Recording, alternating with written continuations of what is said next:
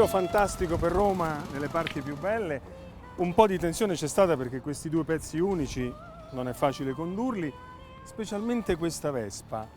Aiutami, perché mi ricorda, forse, Ricorda qualcosa, giusto? Cioè? è giustissimo, la Giusto. Vespa di Vacanze Romane. Il modello. No, è proprio lei. Anch'io credevo all'inizio, quando mi è stata consegnata, che fosse il modello.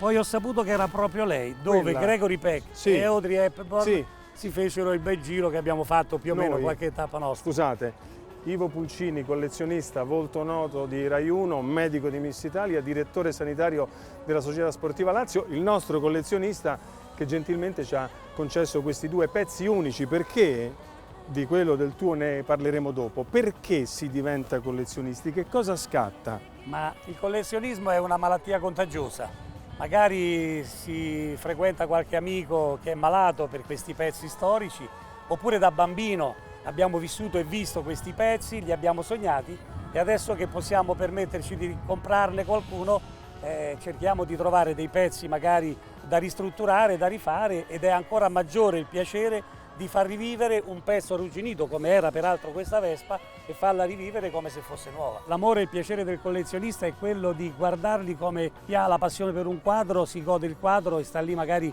qualche decina di minuti per trovare qualche nuovo dettaglio. Io apro il box, mi godo questi mezzi, poi lo richiudo e me ne vado appagato.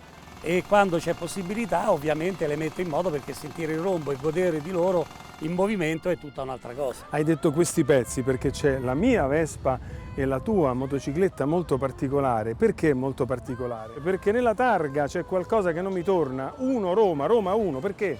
Si tratta di una Bianchi 175 Freccia d'Oro, primo tipo Sport Bitubo, è appartenuta al Duce, e per questo il numero uno. E nel 1931 proprio il cavalier Benito Mussolini fu dichiarato motociclista dell'anno su questa moto, che lui auspicava potessero avere tutti gli operai perché costava poco e faceva i 100 all'ora. A questo punto è normale che io ti ponga questa domanda. Lo scopo del collezionista qual è? Di continuare a mettere insieme pezzi unici, restaurarli, di venderli? Di metterli insieme e restaurarli sì, di venderli certamente no. Il vero collezionista non è un commerciante, semmai li regala. E questi pezzi unici come la moto storica e la Vespa storica non andrebbero venduti a nessuno, sono un patrimonio di tutti, li vedrei in un bel museo a godimento di tutti quelli che verranno dopo di noi, col piacere però che qualcuno si ricordi di chi ha dato valore e ha ritrovato e riscoperto questi gioielli. Certo, ma adesso dove mi porti? Mi rimetto il casco e continuiamo la scuola guida? Continuiamo perché non ci si stanca mai appunto, su questi gioielli. Con attenzione, piano piano.